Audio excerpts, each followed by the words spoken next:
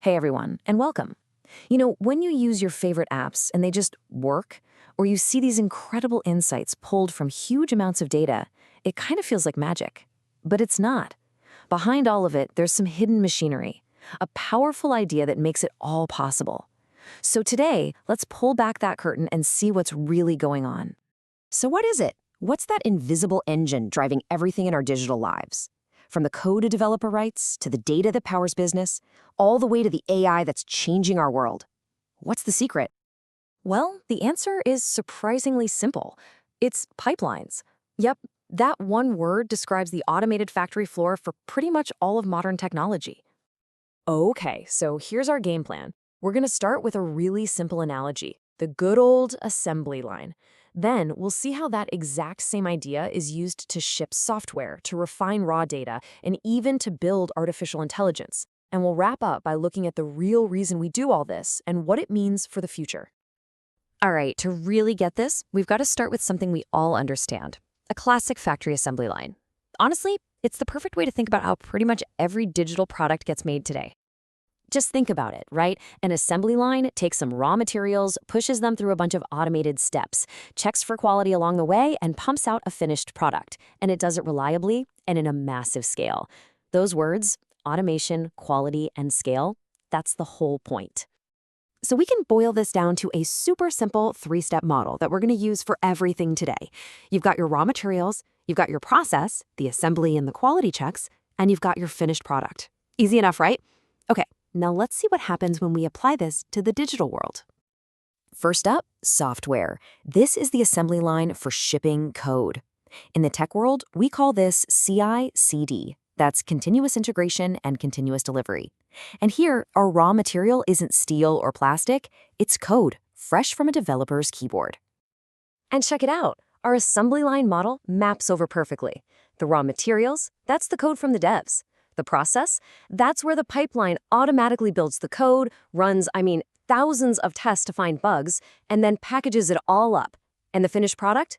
A working app delivered right to you. Now there's a really important little difference here, and it all comes down to one question: who pushes the final button?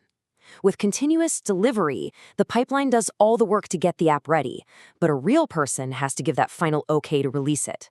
But with continuous deployment, whoa, if all the automated tests pass, the code goes live to users instantly, no human involved. You've got to really trust your tests for that one. And that's the thing, right? This isn't just about being fast, it's about being safe. So teams use these really smart strategies to lower the risk. You've got rolling updates, where you slowly replace the old version, or you could do a Canary release. Give the new stuff to just, say, 1% of your users first and see what happens. And for ultimate safety, blue-green deployments let you flip a switch and move everyone from the old version to the new one in an instant. Rolling back is just as fast if something goes wrong. Okay, let's swap out our raw material. Forget code for a second. Now let's talk about data. Every click, every like, every transaction, it's all raw, messy information. And it's basically useless until it's been refined. And what do you know? Our model works again. The raw materials are all that chaotic data from a million different places. The process is where the real work gets done. You extract it, you clean up the mistakes, you filter out the junk, and you transform it all into a nice standard format. And the finished product? Beautiful, clean data, all ready for analysis in a data warehouse. A really big shift in the data world has been moving from what we call ETL to ELT.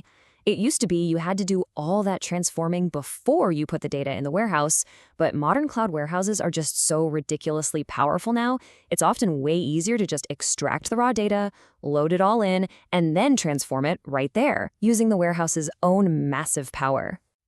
All right, on to our final and maybe most mind-bending pipeline. The raw materials are still data and code, but the finished product this time? It's not an app, it's not a report, it's a trained AI model. It's literally a piece of manufactured intelligence.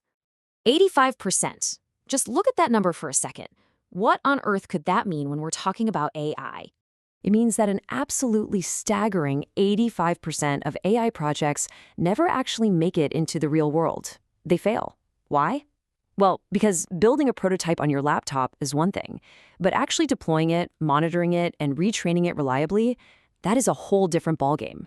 And that huge problem is exactly why MLOps, or machine learning operations pipelines, were invented. And our trusty assembly line model holds up yet again. Raw materials are the data for the model to learn from, and the code for the model itself. Now, the process is pretty unique here. The model is trained, its performance is evaluated, it gets a version number just like software, and then it's packaged up. And the finished product is a live AI model out in the wild, making real-time predictions. And this shows the whole life cycle perfectly. See, it's not a straight line. It's a loop. It's a circle. You build the model, you train it, you deploy it. But you can't just walk away. You have to constantly monitor it. Is it still accurate? Is the world changing? And that monitoring data feeds right back to the beginning, kicking off a whole new training pipeline. It's a process that truly never ends. Okay, so we've looked at pipelines for code, data, and AI. On the surface, they seem pretty different, but they're all built on the exact same foundation. So let's zoom out. What's the real, ultimate goal of building all these things? It's really easy to look at this and think it's all about speed, just going faster. But that's just a happy side effect. The real goal is reliability, consistency. It's about building quality control into every single step automatically. It's about making that feedback loop so short that you know if something's wrong in seconds, not weeks. When it comes down to it, it's about having fewer surprises and a predictable, secure way to build great things. So, after all that, what's the big takeaway here? What's the one thing to remember about this whole pipeline concept as we look ahead? Here's the most important thing. A pipeline is so much more than just a tech tool. It's a mindset, it's a philosophy, it's a repeatable, quality-focused way of thinking about how to build anything in the digital world so that it's reliable, so that it can scale, and so that it's high quality right from the start. And that kind of leaves us with one last question to chew on. If these pipelines are the engines of technology and automation is their fuel, what's next? What new, incredible things that we can't even imagine today will these assembly lines allow us to build tomorrow?